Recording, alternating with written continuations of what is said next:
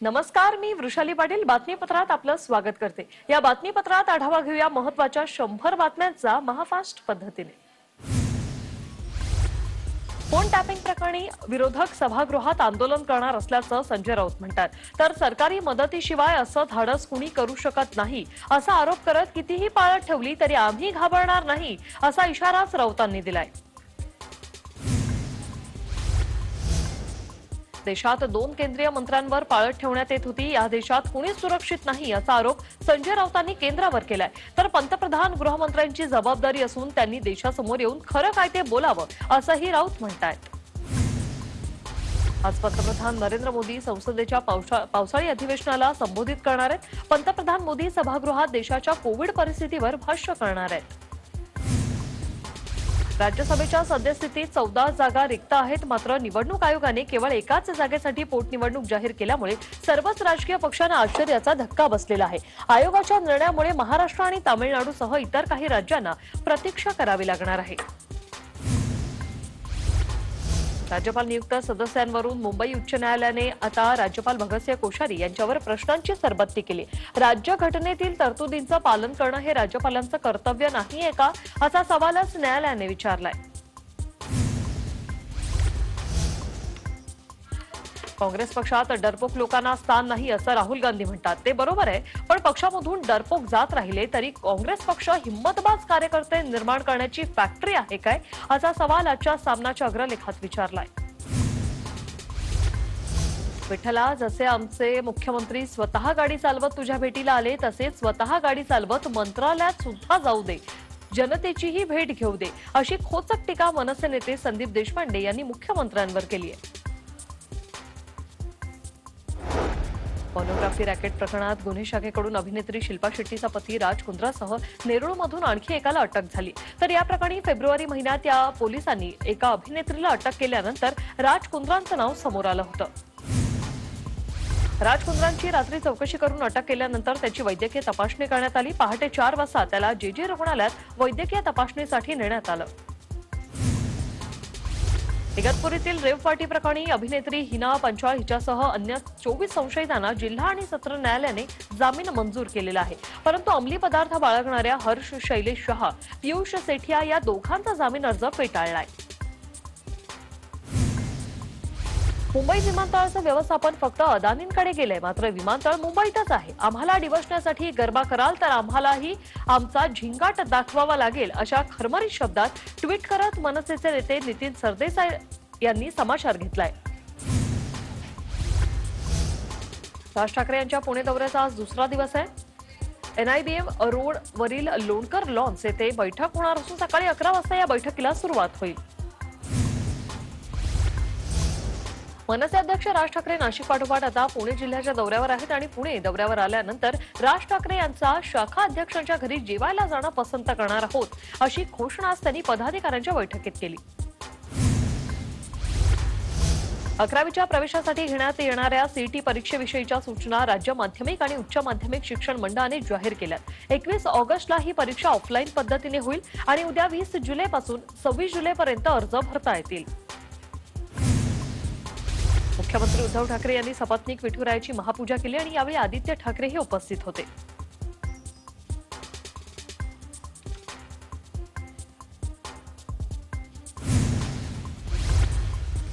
कोरोनाचं संकट लवकरात लवकर दूर होऊ दे। आषाढी यात्रेत वारकऱ्यांनी तुडुंब भरलेलं पंढरपूर पाहायचंय आणि ते पूर्वीचं चैतन्याने भरलेलं वातावरण पुन्हा अनुभवायचंय असं साकडं मुख्यमंत्री उद्धव ठाकरेंनी विठ्ठलाला घातलं। पूर्वापार चालत आलेलं एक चित्र आहे, तुडुंब भरलेलं पंढरपूर, आनंदी पंढरपूर। ते वातावरण मला परत पाहिजे, ते वातावरण आम्हाला सगळ्यांना पाहिजे आणि लवकरात लवकर ते वातावरण पुन्हा निर्माण हो ही विठुरायाची चरणी मी प्रार्थना करतो। आषाढी एकादशीसाठी श्री विठ्ठल रुक्मिणी मंदिर 4.5 टन फुलांनी सजलं। पुण्यातील विठ्ठल भक्त भारत भुजबळ यांनी ही सजावट केली। मागील काही वर्षांपासून भारत भुजबळ आषाढी एकादशीच्या दिवशी संपूर्ण मंदिर फुलांनी सजवतायत।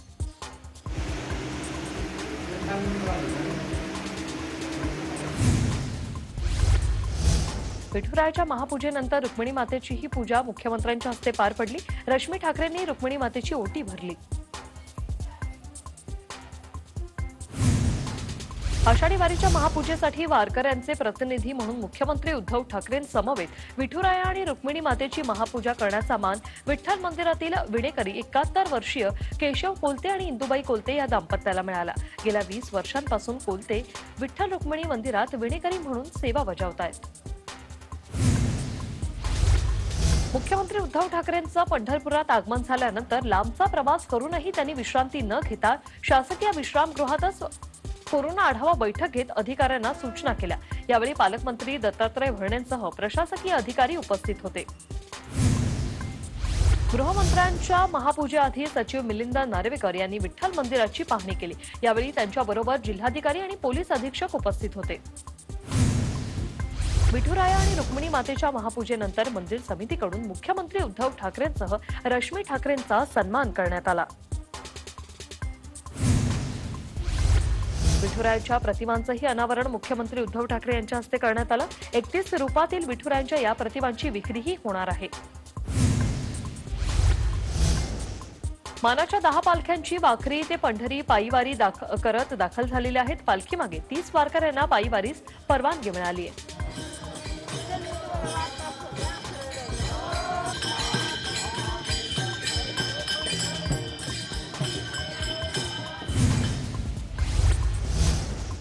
पंढरपुरात आज आषाढी एकादशीच्या दिवशी सकाळपासून मानाच्या पालख्यांची मंदिर प्रदक्षिणेला सुरुवात झाली। दरम्यान कोरोनाचं संकट पाहता यावर्षी फक्त 67 पालख्यांना प्रदक्षिणेसाठी परवानगी देण्यात आलेली आहे।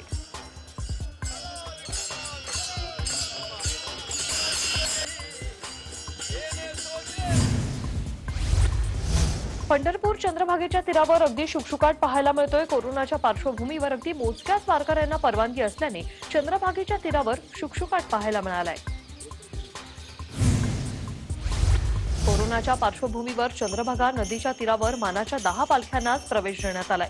दरम्यान भाविकांनी गर्दी करू नये म्हणून पोलीस बंदोबस्त तैनात करण्यात आला असून 10 पालख्यांची नावही पोलिसांकडे देण्यात आली आहेत। पंढरपुरात आज आषाढी एकादशीच्या दिवशी सकाळपासूनच मानाच्या पालख्यांची मंदिर प्रदक्षिणेला सुरुवात झाली।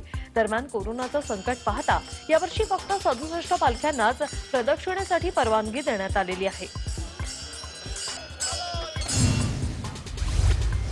आषाढी एकादशीच्या निमित्ताने वडाळा येथील विठ्ठल मंदिरात विठुरायाची पूजा करण्यात आली। कोरोनाच्या पार्श्वभूमीवर भाविकांसाठी मंदिर बंद ठेवण्यात आलं, तर मंदिराबाहेर पोलिसांचा बंदोबस्तही लावण्यात आलाय। आषाढी एकादशी निमित्त अकोला शहरातील 317 वर्ष जुन्या विठ्ठल मंदिरात महापूजा करण्यात आली। पहाटे 5 वाजता विठ्ठल रखुमाईच्या मूर्तीची दुधाने अभिषेक करून महापूजा केली गेली।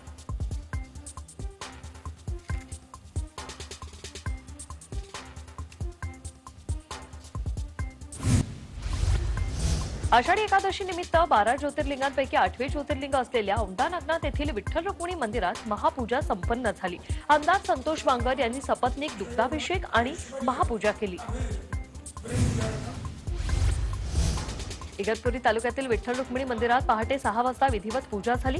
आमदार हिरामण खोसकर यांच्या हस्ते पूजा करण्यात आली असून उपस्थितांनी विठ्ठल नामाचा गजर केला। कालच्या मुसळधार पावसामुळे ठप्प झालेली लोकल सेवा पुन्हा सुरळीत झाली। मुंबई उपनगरात पावसानं उसंत घेतल्यानं रेल्वेच्या 3ही मार्गांवरील वाहतूक सुरळीत झाली। मुंबईसह रायगड, रत्नागिरी, सिंधुदुर्गला हवामान विभागाकडून रेड अलर्ट जारी झालाय। पुढील 24 ते 36 तासात मुंबईसह कोकणात अतिवृष्टीचा अंदाज वर्तवण्यात आलाय। भिवंडी शहर आणि ग्रामीण भागाला मुसळधार पावसाने झोडपून काढलं। शहरातील अनेक भागात 3.5 फुटांपेक्षा अधिक पाणी साचल्यानं जनजीवन विस्कळीत झालं। तीनबत्ती भाजी मार्केटमध्ये पाणी शिरल्यानं विक्रेत्यांना भाजीपाला पाण्यात फेकून देण्याची वेळ आली। भुसावळ तालुक्यातील हतनूर धरणाचे 8 दरवाजे पूर्णपणे उघडण्यात आले। धरणातून 13,914 क्युसेक वेगाने विसर्ग सुरू आहे। विदर्भात काही भागात पाऊस होत असल्याने पूर्णा नदीच्या पाणी पातळीत वाढ झाली आहे। बुलढाण्याच्या खामगाव तालुक्यात मागता कोतका गावाला जोडणारा पूल जोरदार पावसाने पाण्याखाली गेला। पुलावरून जवळपास 3 ते 4 फूट पाणी जात असल्यानं गावाचा संपर्क तुटला। वसई विरार नालासोपाऱ्यात पावसाने तुफान हजेरी लावली। त्यामुळे वसईच्या दिवणामान परिसरात रस्त्यावर 2 फुटांपर्यंत पाणी साचलं होतं। दिवणामान, डीजी नगर, दीनदयाळ नगर, नवयुग नगर या परिसरात तळमजल्यांवरील घरात पाणी शिरलं। अंबरनाथच्या एमआयडीसीतील इमारतींमध्ये कंबरभर पाणी साचलं होतं. रेल्वे, एमआयडीसी आणि अंबरनाथ नगरपालिका दुर्लक्ष करत असल्यानं तिथल्या रहिवाशांना मनस्तापाला सामोरं जावं लागतंय.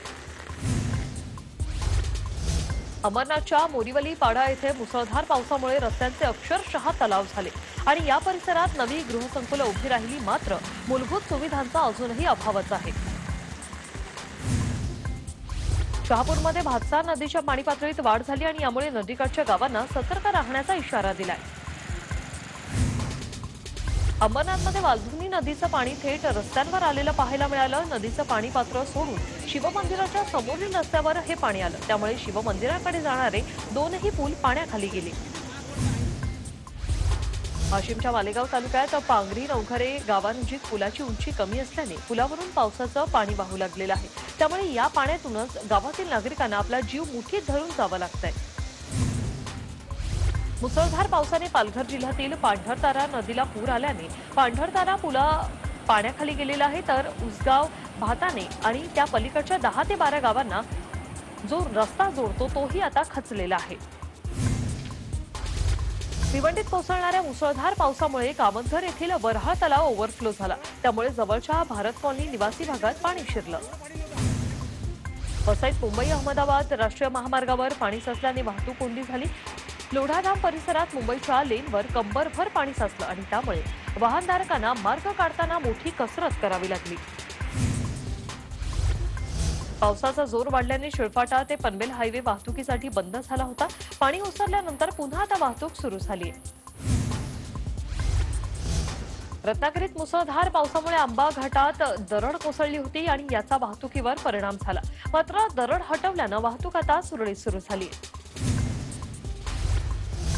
कोकण रेल्वेची वाहतूक आता सुरळीत झाली. काल थिविम आणि करमाळी या दरम्यान रेल्वे रुळावर चिखल, माती वाहून आल्याने कोकण रेल्वेची वाहतूक ठप्प होती. दरम्यान आज ती सुरळीत झाली असली तरी गाड्या 3 ते 4 तास उशिराने धावतायत. पेणमध्ये कळवे गावातील गणपतीच्या कारखान्यांना पावसाचा फटका बसला. काल झालेल्या मुसळधार पावसामुळे गणपती मूर्तीचं मोठ्या प्रमाणात नुकसान झालं. रायगड जिल्ह्यात रात्रीपासून पाऊस सुरू आहे. मुसळधार पावसामुळे रात्री मुंबई पुणे एक्सप्रेसवेवरील खालापूर टोलनाक्यानंतर दरड कोसळली. युद्ध पातळीवर दरड हटवण्याचं काम करण्यात आलं असून ट्रॅफिकचा अडथळा दूर करण्यात आलाय. तर मुंबईमधील तलाव क्षेत्रात पावसाने दमदार हजेरी लावली. पावसामुळे गेल्या 24 तासात 1,28,000 दशलक्ष लिटरने पाणीसाठा वाढला. मुंबईचा पाणीसाठा वाढलेला आहे, त्यामुळे मुंबईवरील पाणी कपातीचं संकट आता सध्या तरी टळलंय. नाशिक जिल्ह्यात सरासरी 28% पाऊस झाला असून गतवर्षीच्या तुलनेत 9% कमी पाऊस झाला. जिल्ह्यात आतापर्यंत केवळ 48% पेरणी झाली. शहापूरमध्ये समाधानकारक पावसामुळे बळीराजा सुखावलेला आहे, त्यामुळे पावसाअभावी रखडलेल्या भातशेतीच्या लागवडीच्या कामांना आता वेग आलाय. कांदिवलीतल्या ठाकूर कॉम्प्लेक्समध्ये पालिकेच्या पे अँड पार्किंग मधील पाणी काल संध्याकाळी पूर्णपणे बाहेर काढलं गेलं. जवळपास 20 फूट साचलेल्या या पाण्यात गाड्यांची झालेली अवस्था पाहून गाडी मालकांनी आता संताप व्यक्त करत पालिकेकडे नुकसान भरपाईची मागणी केली आहे.